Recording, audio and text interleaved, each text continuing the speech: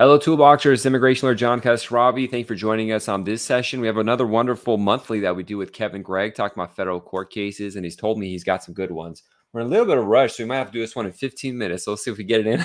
But if you haven't, if you are going to AILA conference, might get heads up. Meet me up. I'm going to be there next week if you listen to this before the conference within the next couple of days. And I want to thank our special sponsor, Serenade. I'm going to be speaking at their lunch event on the Friday about technology. Serenade's the e-immigration software is what a lot of people use. We have the software to our firm for handling case management, all this kind of stuff. I'm going to keep it brief, but just Serenade's e-immigration. You contact them, do a test with them, and go through it, and they'll answer all your questions. Very helpful people. But with that said, Kevin, thanks for coming on again. Good to see you. That's awesome. Good to see you too. And I wish I was coming to the AILA conference. I'm not for personal reasons. It's a great conference, and I hope everybody has a great time. I hope you have a great time. And you just messaged me. Do you want to do our monthly? We usually have a set time. I had to postpone it for reasons this month because we're both so busy. But you just messaged me. Can we hop on right now? And I'm exceptionally busy right now with some cases, but also I just got a haircut and I feel like I need to show it off to the world. So here we are. Right. I mean, it's good. It's a good haircut. Isaac in Normal Heights, San Diego. Highly recommend.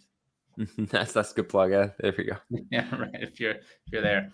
Let's just jump right into it. 3 cases, as always, the non-citizen friendly, and they're interesting. And Soto Vasquez Kid et al. V. Mayorkas. It's out of the District Court, Central District of California. So your court, if I'm not mistaken, John. Court, yeah.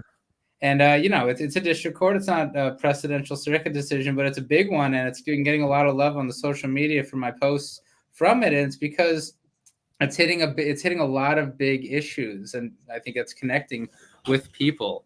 The first is that this district court judge certified a class of non-citizens in the Los Angeles area, essentially enjoining ICE from doing certain things in the Los Angeles area, which is no small thing. Yeah. And I'll get to that in a minute, just about what is the scope of being able to even enjoin ICE anymore.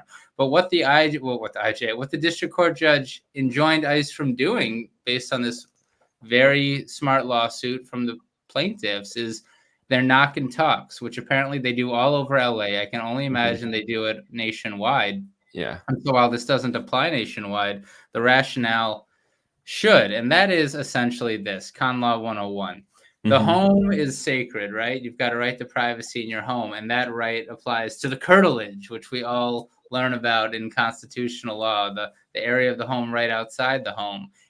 But individuals, the public, is allowed to come to your curtilage, I suppose, unless you fence it off, right? The mailman can come to your door, people can come to your door and knock. And so police officers and ICE officers have that same right, so long as they are coming to do what the regular people will do. The problem for ICE here is that they have actual guidance that says the knock and talk, where they knock and ask, can we just talk to this non-citizen living here? It's one of their 4 primary ways to arrest non-citizens. Like, that is in their guidance in ICE LA and presumably nationwide. And like that you can't do, said the district court judge. Like, their intent is clearly to not knock and just talk and see if you want to become a Jehovah's Witness, but like to arrest the non-citizen. That is unconstitutional, said the district court judge. And oh, by the way, OIL didn't even argue in federal court that the administrative warrant, which is not a real warrant, it's just an ICE officer who signs it and says, ICE officers say that the other ICE officer can do it, right? OIL didn't even argue that to say that gives them authority. Of course, if ICE had a real warrant, they could enter the home, for God's sakes, but they can't do this. So the knock and talk with the intent to arrest has been enjoined in the entire, I think, Central District of California, certainly in the greater Los Angeles area. So huge deal. In this decision of district court and Soto Vasquez Kid et al. V. Mayorkas. And before you go there, the other thing is Aliman Gonzalez out of the Supreme Court a couple of terms ago made it really hard for district court judges to issue injunctions in immigration anymore. Yeah. It was the first real application of INA Section 242F, which would seem to bar federal judges from enjoining ICE, but you can't enjoin the ICE from doing specific things, preventing ICE from doing specific things. You can't, for example, enjoin ICE from starting removal proceedings against non-citizens. Yeah. That is what Alamán Gonzalez says. But the way you arrest them, said the district court, is not one of those things that INA 242F would bar a district court judge from issuing class-wide injunctive relief.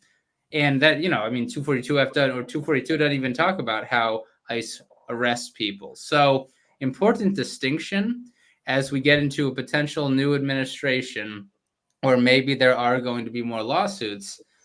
A lot of district court judges will be dismissing immigration lawsuits, class actions based on Alamán Gonzalez and 242F. And here's the decision distinguishing, saying how ICE arrests people. That's not something that me, federal court judge, is barred from issuing class-wide relief on. So big nerdy decision, but also a big constitutional decision, an important one. And, the reason most of us go to law school anyways, for decisions like this, to argue things like this. So cool decision. Yeah, if we had time, I would talk about it a lot, but I guess quickly, it is a big deal. I'm guessing all these other people are going to be following suit this is one of those things that's going to Supreme Court kind of thing eventually. Maybe. Discovery is key. Who knows if this decision comes out the same way if you don't get those training documents where ICE says knock and talk is one of the 4 ways that we arrest people. Yeah. That being said, I can only imagine that's similar nationwide. So that's one thing. Like when you get new removal clients, first you ask, how did ICE come to you? So that's one of the on your checklist to ask if they did knock and talk now. That is a good point. Now, there is distinguishing precedent in there, because just because it's a constitutional violation, says a district court judge, doesn't mean that you have fruit of the poisonous tree exclusion of evidence in the I-213 in removal proceedings. And this decision actually does engage in that discussion a bit. Don't get me wrong, absolutely make the argument, especially in the Ninth Circuit, but it might not be the slam dunk that at first blush you would think. Okay. Well, very cool. We'll probably this is going to be talked about again. This one of those. ICE is not going to go like, oh yeah, we'll just let you take one of our weapons away. Okay. Yeah. What's the next case? That's fascinating. Good stuff. Yeah. Well, just, caveat, I don't see anything that would prevent ICE from waiting in a vehicle outside the curtilage, but, whatever. My internet's weird. I'm here though. I don't know if you could hear me. It says I can. No need to undermine ourselves with a good win there. Sanchez Perez v. Garland out of the Sixth Circuit. It'll just be really quick, because it's interesting to me. It's about Tennessee Code annotated section 39-13-111, and it's a domestic violence type crime.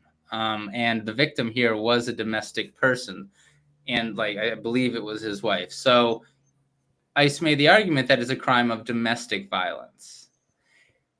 But to be a crime of domestic violence, it first must meet the elements of a crime of violence, which and it's been a very long day, but it causes the use of physical force against the person or property of another. And this Tennessee statute can be committed with, use of physical force, all these terrible things, but also impairing the mental faculty of the victim, mental harm. Not even quite sure what that means, but everybody agrees it doesn't require physical force, and it's not divisible, so it doesn't meet the crime of violence definition. So quite frankly, it's pretty why even publish decision. And it's because in United States v. Castleman from a couple of years ago, I believe it was Justice Kavanaugh and the Supreme Court majority has all this dicta and all this, not even dicta, logic in the Violent Felony Armed Career Criminal Act context, where they're saying, look, these domestic violence type crimes are especially dangerous and they're especially problematic.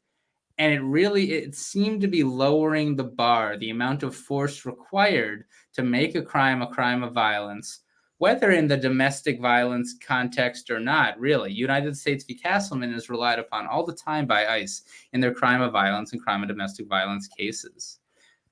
But in this decision, the Sixth Circuit says, quote, Castleman explicitly clarifies that its rule does not apply to 18 U.S.C. Section 16, the federal definition at issue here, end quote. So Castleman doesn't apply in immigration. That is what this decision stands for from the Sixth Circuit. That was a roundabout way to get there.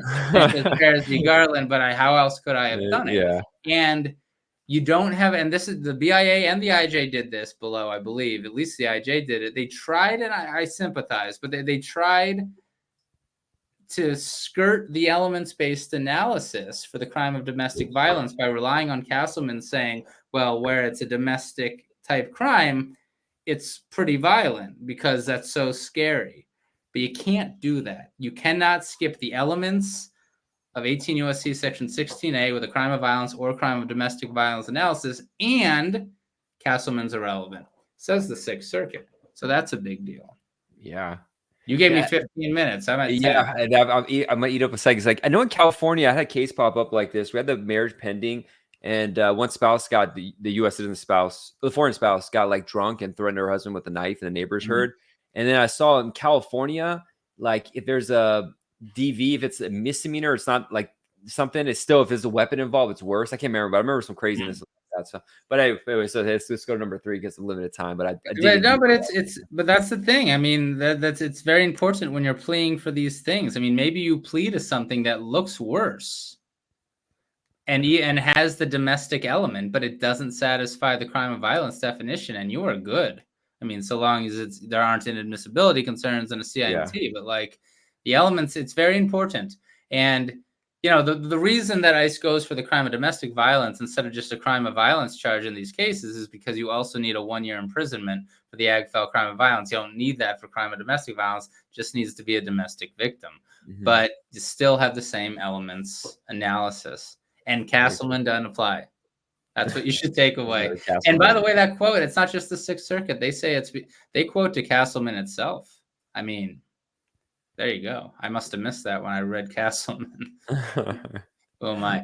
Last one is Swate Oriana v. Garland, out of the 9th, May 7th, 2024. Big decision. Very smart attorneys on it. To cut to the chase.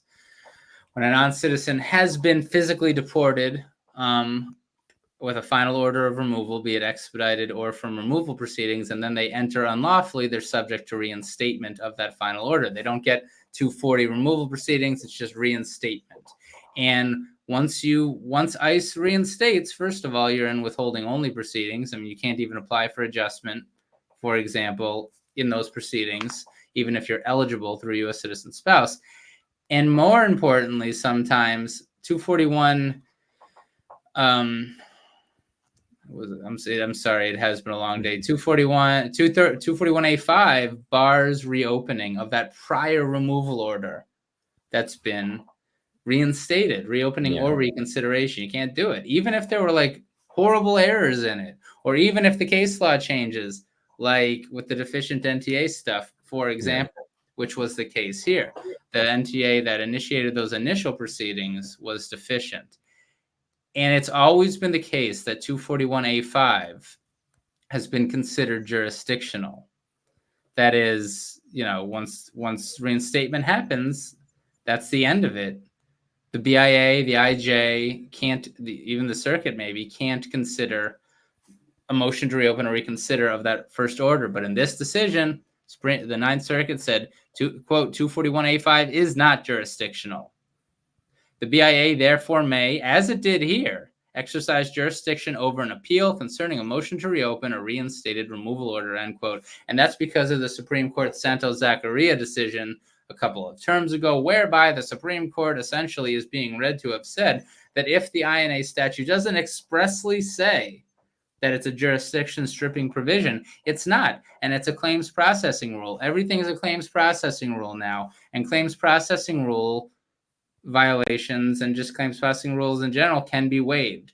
So this is a very unique case. Don't get me wrong. I kind of smirked as I was doing it because the Ninth Circuit found a case where the BIA chose to analyze it and not find itself jurisdictionally barred. And quite frankly, it was probably a mistake from the BIA because the case law at the time was probably saying that it was jurisdictional.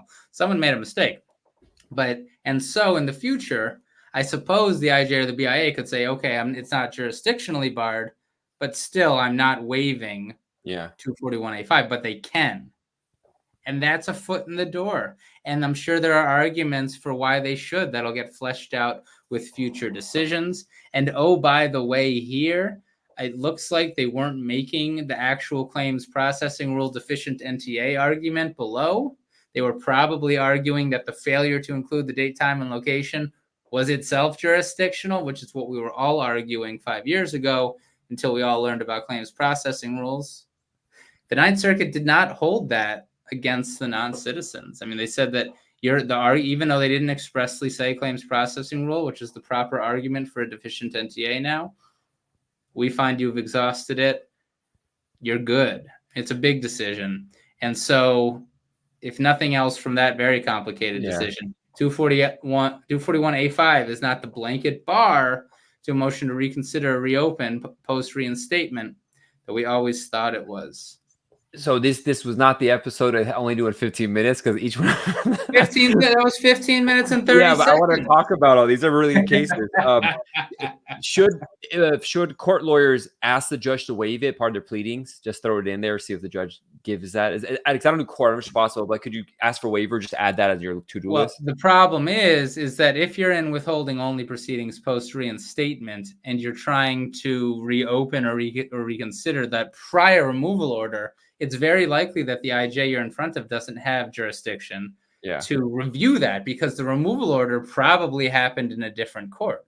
I mean, I suppose it's possible that you'd be in withholding only proceedings maybe at a Fifth Circuit border court in Harlingen, and that's also where you were ordered removed 10 years ago. But usually it's happening in different courts. You have to file that motion to reopen or reconsider in the court that ordered you removed in the first place. And so when you are in removal proceedings and you're going to get, you're going to go, could you throw it in there and just say, in case something happens in the future, I want to have this where you're waiving it? Well, I don't know if the judge will want to do that.